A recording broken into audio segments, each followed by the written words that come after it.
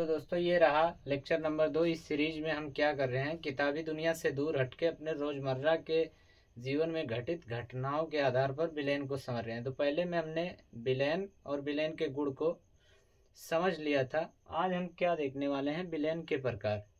तो विलेन को सिंपल अगर मैं कहूँ तो कई आधार होते हैं बांटने के। हमारे पास में कुछ आधार हैं जिनको हम क्या करेंगे, देखेंगे आज।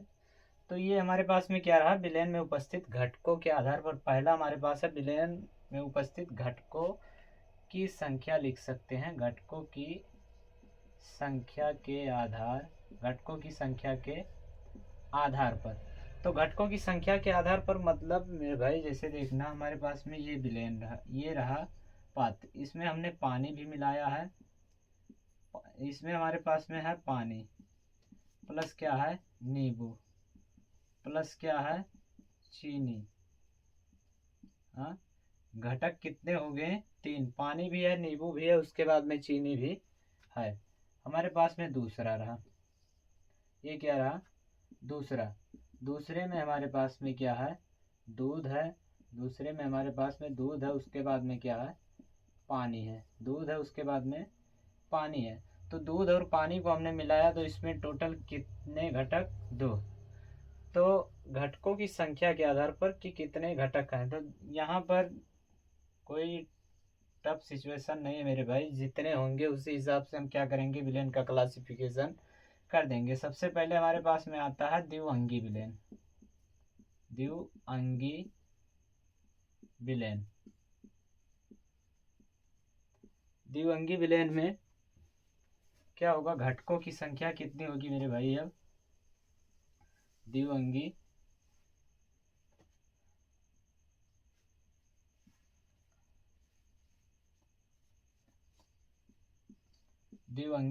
विलेन, और उसके बाद में हमारे पास में आता है तिरंगी विलेन। तिरंगी विलेन, और इसके बाद में हम कह सकते हैं बहुअंगी विलेन। बहुअंगी विलेन, ये बात तो आप समझ रहे होंगे कि द्विअंगी विलेन का मतलब घटकों की संख्या कितनी होगी, घटकों की संख्या 2। ऐसे विलेन जिसमें केवल 2 ही पदार्थ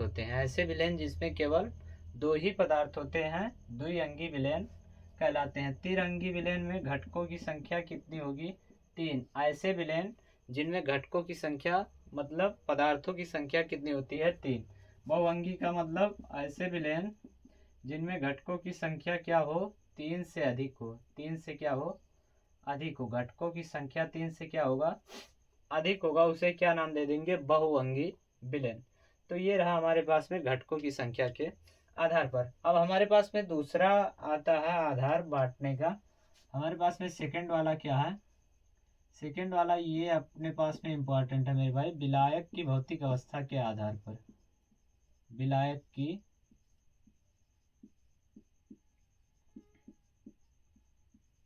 भौतिक अवस्था के आधार पर।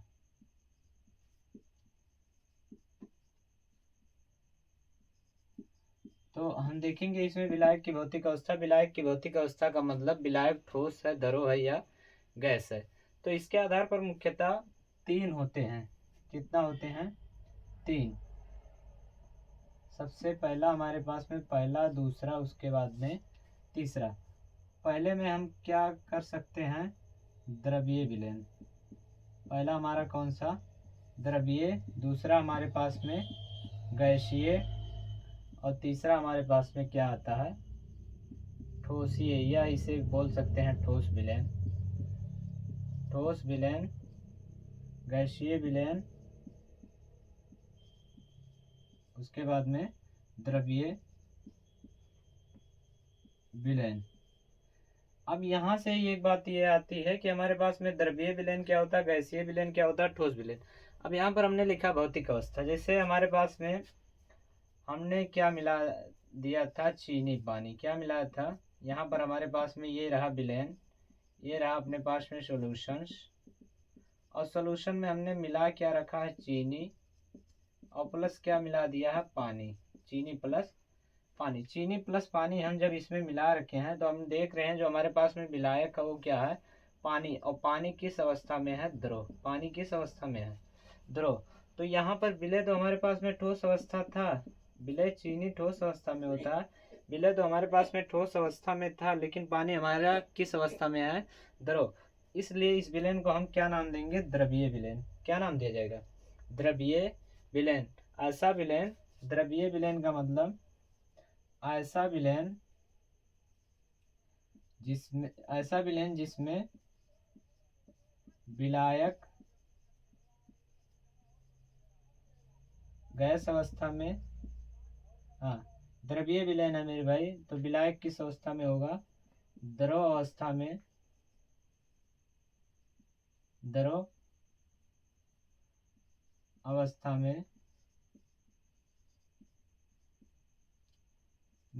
होता है, द्रव अवस्था में होता है।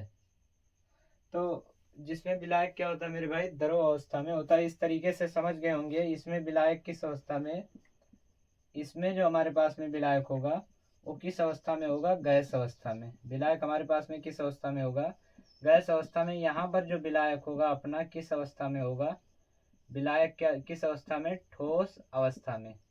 किस अवस्था में मेरे भाई, ठोस अवस्था में। तो हमारे पास में विलायक की भौतिक अवस्था के आधार पर तीन प्रकार के, द्रवीय विलयन, गैसीय विलयन, ठोस विलयन। द्रवीय विलयन का मतलब जिसमें विलायक किस अवस्था में हो, द्रव अवस्था में। गैसीय विलयन का मतलब विलायक किस अवस्था में हो, गैस अवस्था में। और उसके बाद में ठोस विलयन का मतलब विलायक किस अवस्था में हो, ठोस विलयन में। तो उम्मीद है आपको ये लेक्चर समझ में आया होगा। अगर समझ में आया तो हमारे वीडियो को लाइक कर सकते हैं और चैनल को सब्सक्राइब कर सकते हैं। मिलेंगे अगले लेक्चर में।